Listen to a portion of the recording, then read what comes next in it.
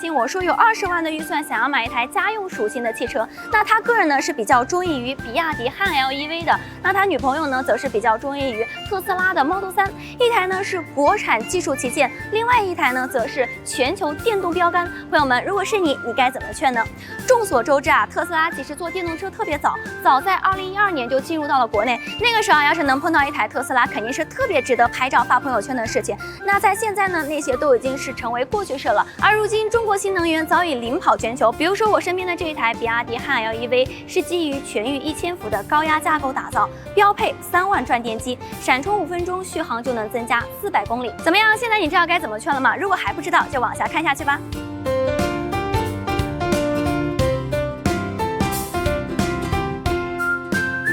其实啊，两台车都有着非常强的原创性设计。首先呢，是我身边的这一台比亚迪汉 LEV， 它是融入了更多中国传统美学的原创性设计。那看着全新的龙颜美学呢，处处不再透露着中国传统美学的灵动感。这炯炯有神的大灯，那这个呢是灵感来自于方童龙的眼睛，视觉上更显得有生命力。那下方呢主动进气格栅呢，灵感来自于中国折扇，视觉上更显得别具一格和层次分明。我们再看到车身侧面，其实是非常的流畅，整体来说呢是极简饱满、灵动修长的。我们再来看到后轮肩部的这个位置是向外扩展的，整个力量感就呼之欲出了，这也是性能跑车常用的设计手法。来到尾部最为点睛的便是这源于中国结设计的凤之麟尾灯，灵感来自于凤凰羽翼中，非常漂亮。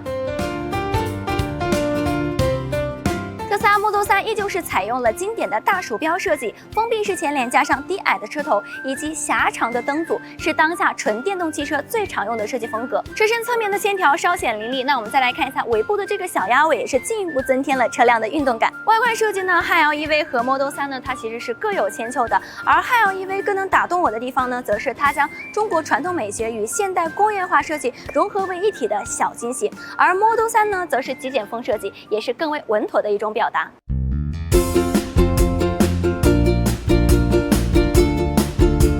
来到车内呢，汉 LEV 呢和特斯拉 Model 3的区别就比较明显了。汉 LEV 呢给我的感觉呢，更像是一套精装房，各种高科技配置都给你配齐了，并且呢还非常的好上手。那对于油车转为新能源车的消费者呢，也不会说有任何的不适感。那我们首先可以看到这里呢有一个15.25英寸的全液晶仪表盘，那前方呢还有 WHUD， 像车辆信息以及速度和路况信息都可以在前面显示，一眼就可以看到，非常的方便。并且呢，汉 LEV 的座舱智能化程度也是比较高的，像 D-Link 150的高阶版，5G 智能座舱，4纳米的芯片，性能呢都是高于行业的主流水准的，还支持4音区语音调节，像前后左右4个位置的成员都可以支持语音唤醒小迪，连续对话呀，或者是打断对话都是可以的。你好，小迪。午安。打开空调，调到23度2档风，并且关闭车窗，打开音乐，播放周杰伦的《青花瓷》。温度调到23度了，前排空调风量已调到2档，正在为你关闭车窗。好啊，即将播放。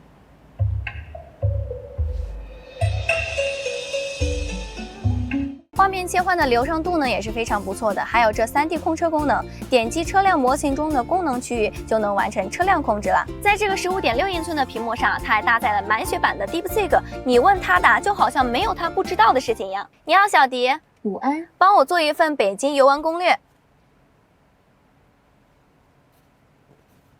北京5天4晚经典游玩攻略第1天，中轴线历史穿越之旅上午。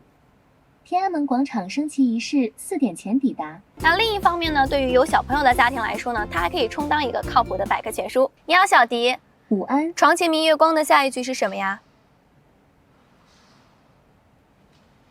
床前明月光的下一句是疑是地上霜。你好，小迪。它出自中午好。月球到地球的距离有多远？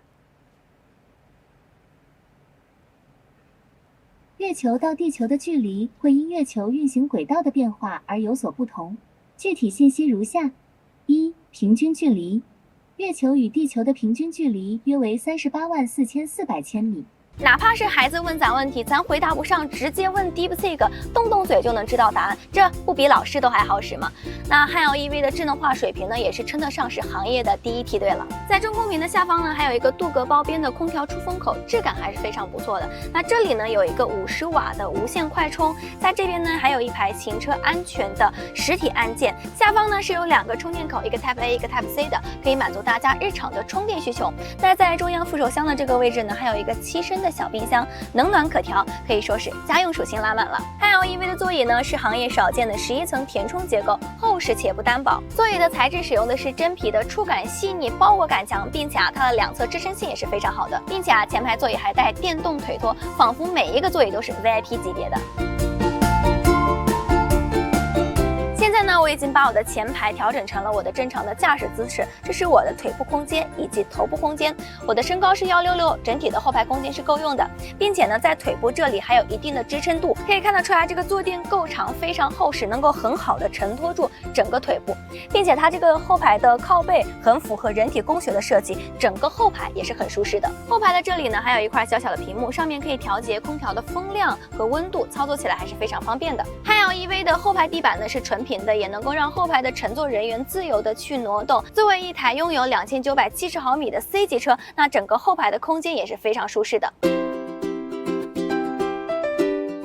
来到特斯拉 Model 3的车内啊，它真的是可以用极简2个字来贯穿车内外的。它首先它是没有仪表屏的 ，HUD 它也是没有的，它所有的功能呢都集中在这一块15.4英寸的大屏幕上，包括换挡也在上面。对于大多数消费者来说，刚开始是需要有一定的时间去适应它的。而且特斯拉 Model 3的智能化体验呢也不够本土化，它对于方言语言的识别呢也不够精准，并且它还没有像 DeepSeek 这样的大模型应用。空调调到24度2档风。打开空调，并且播放周杰伦的《青花瓷》。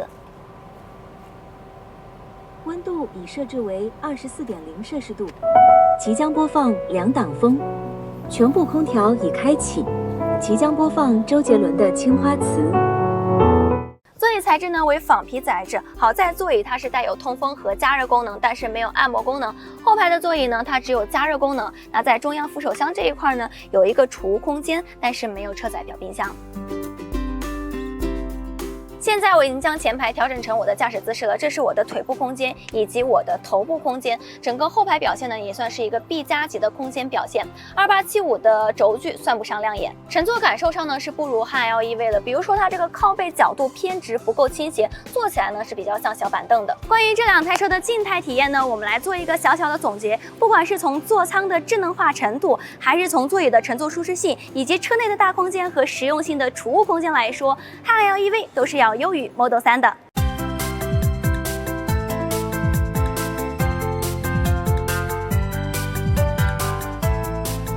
好的，那接下来我们把2台车开起来感受一下。我们现在开的这台车呢是汉 LEV 4驱版，它的最大功率为810千瓦，最大扭矩860牛米，官方的0-100加速为2.7秒，性能堪比100万超跑。首先我深踩一脚电门呢，可以感受到它的动力是源源不断的，并且这个动力呢也是比较线性跟脚的。它采用了前双叉臂后5连杆的铝合金独立悬架，我们日常道路上去使用还是绰绰有余的，并且它的转弯半径呢只有5.6米，哪怕是女生来开呢，也是能够轻松拿捏住的。并且呢，它还搭载了云辇 C 和云辇预秒系统。那云辇 C 呢，就是可以去主动的调节悬架的阻尼情况，让车身该软的时候软，该硬的时候硬，很好的兼顾了车身的舒适性和操控性。云辇预秒呢，就是通过头顶上800万像素摄像头呢，去采集前方路面的情况，并传输到车内的智能中心，从而提前的去调节悬架阻尼的软硬情况。特别是在过弯的时候，能够感受到车身在很好的去抑制住它的侧倾，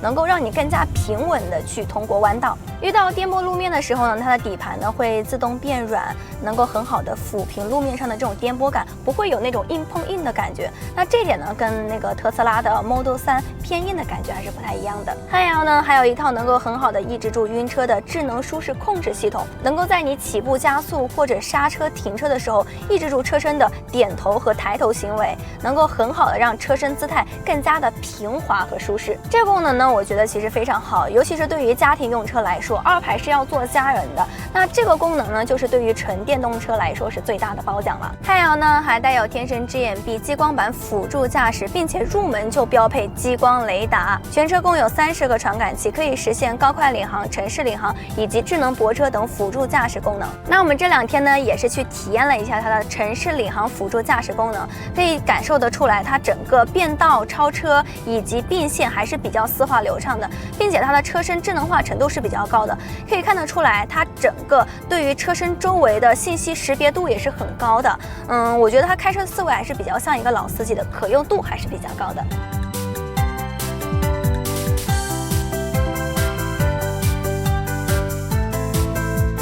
特斯拉 Model 3最大功率为194千瓦，最大扭矩为340牛米，官方的0-100加速为6.1秒，相比汉 L 来说会更加弱一些。那它开起来呢，会更加注重驾驶者的感受，它采用前双叉臂后多连杆的独立悬架，转向精准，底盘呢会比较硬一点。那这种调教风格呢，也会使得它开起来会更加的有运动感。那由于它是后轮驱动版，不能去调节悬架的软硬，这也就导致着 Model 3在过这种非铺装路面的时候，整个底盘对于这种颠簸路面的处理来说，能力还是稍稍会弱一些。那如果后排有乘客的情况下，后排的舒适性也不会那么的好。那在辅助驾驶表现上面呢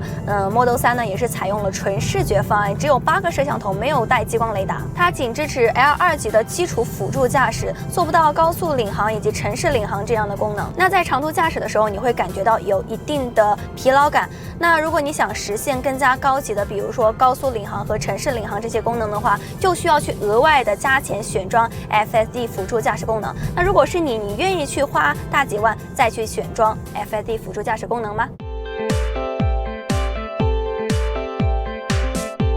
我们呢现在是来到了比亚迪兆瓦闪充充电桩。比亚迪汉瑶 EV 呢是基于超级 E 平台全域千伏架构打造，并且可以实现兆瓦闪充，充电5分钟，续航增加400公里。那并且呢，它的闪充刀片电池呢也是行业首款通过电池新国标的兆瓦级动力电池，安全性是无需担忧的。我们刚刚呢已经经过了兆瓦闪充实测，从10%充至50%，仅用了4分钟。